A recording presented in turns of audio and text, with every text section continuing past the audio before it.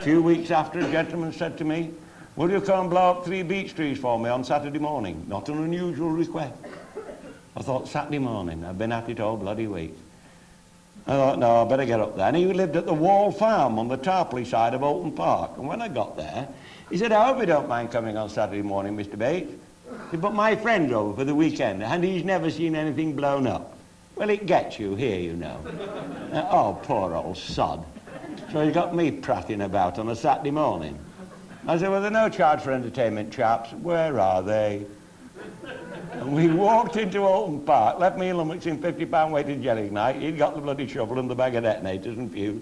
And when we got in there, there's 3 huge beech trees. This was before it was a racing circuit. Big one. There must have been 60 ton of timber in each one.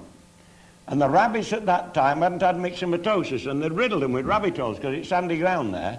So I'd only got to enlarge the orifice of the rabbit holes in my rabbiting tool and stuff 15-pound weight underneath each one. I thought, I'm not prattling about here on Saturday, going to be 3 bangs in, I'm away from me bloody snapping.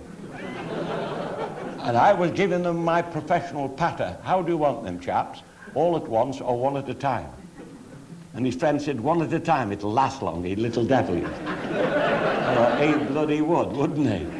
I said, all right, 15 seconds between each one. And as we were saying that, the other one said, oh, look there, how disgusting. An Olton Park, if you've been in the racing circuit, was a pool, and the first course was shorter than the one it is now. Come all round the pool, about 2 miles, 2¼ mile. And the pool is there, and the stream goes into the pool here, and there's the pool. On the other side of the stream, there's a steep bank of about 1 in 3 with tussocks on where the cows have gone up. Must have been about 25 foot high. And it has a southern exposure, and there was a couple on the side of this bank in what we might term as a compromising position. Now, we could only see his arse and her knees. And that was sunburn, the swine had been there before. Anyway, I thought, this bloke's had a lot of red meat. And he said, set him off now, let's see what happens. They come to see things blown up, no longer interested, watching the couple. Of course, my excuse was I'd seen things blown up before. Dirty old bastard.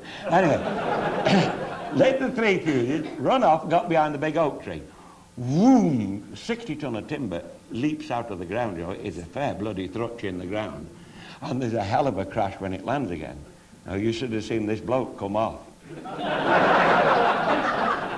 He said, I think you've ruptured him. He said, he was on the short strokes.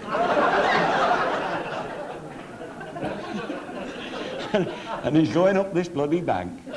First on 2 elbows and 1 knee. Then he's on 2 knees and 1 elbow, making 4½ knots, pulling his bloody slacks up at the same time. Left her semi-recumbent. Drawers on the deck, shell pink, we could see him. I thought she'd grab them and run. He starts putting them on a sloper 1 in 3, on a tussock of ladygrass. You want to try it sometime. All of a bloody wobble, gets one down, has a stab with the other, must have gone down the same one. But they were stuck at a knee joint. She was like this here, and the other bloody tree went up. Boom! Well, she come ass over apex down that bank like a shot rabbit. He said, you bit her? I said, I've not touched her. He said she'll drown if she goes in the brook. I said she will with the bloody legs tied together. She pulled up 10 foot short of the deep end, obviously with a torn gusset. The rest was like a piece of pink string, straight up at her bare ass it went. Boom, the other tree went up.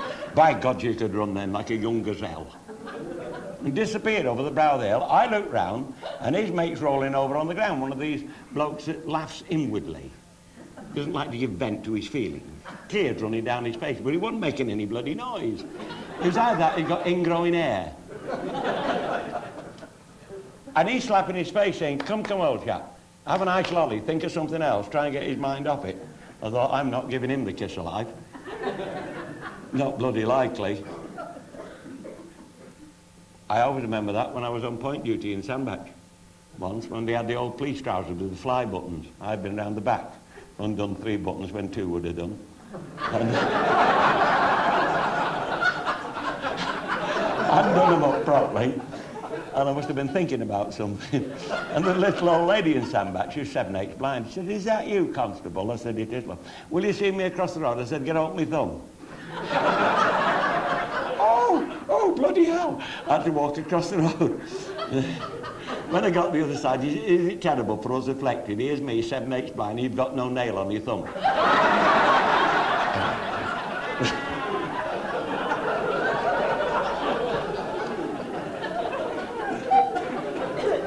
He's rolling over the ground, he's slapping his face, trying to get his mind off it. You know, I heard about the two nuns that went around the corner. Yeah, a bloke was standing there with something in both hands. One had a fit and the other had a stroke. We got him wheezing after about 20 minutes. And Howard Denton, Howard Wright, they had the bulldozing maniacs at Kelsley, dead now, poor old Howard. He started Olton Park, and he rang me up. He said, "Want you in Olton Park? Come up to the office. I want to discuss something with you." I went there, and he showed me the plans. He said, "We're going to have a racing track in the northwest of England, Olton Park. So we've had permission. He says, I want you to get round there and blow any trees or tree stumps out the way. We're going to put the dozer in. McAlpines are going to put the tarmac in." I said, "Don't talk to me about Olton Park, Howard. I did a race round there the other Saturday morning." I said, "The young fellow won't be a short head." He said, "It would be time he got top of that bank." Anyway, so he said, "Just what we wanted. Here's the plans.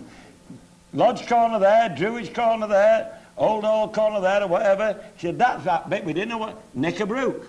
And they still call it knicker brook. And the BBC used to have a tower up there with one of these bloody cameras on top. Here comes Emerson Fittipaldi followed by Jackie Short. They're just coming around knicker brook. But since they found out how it got its name, they've taken the tower down. They don't mention it anymore, the camera. Thank you very much for your indulgence. I'm going to have a drink there. Cheers.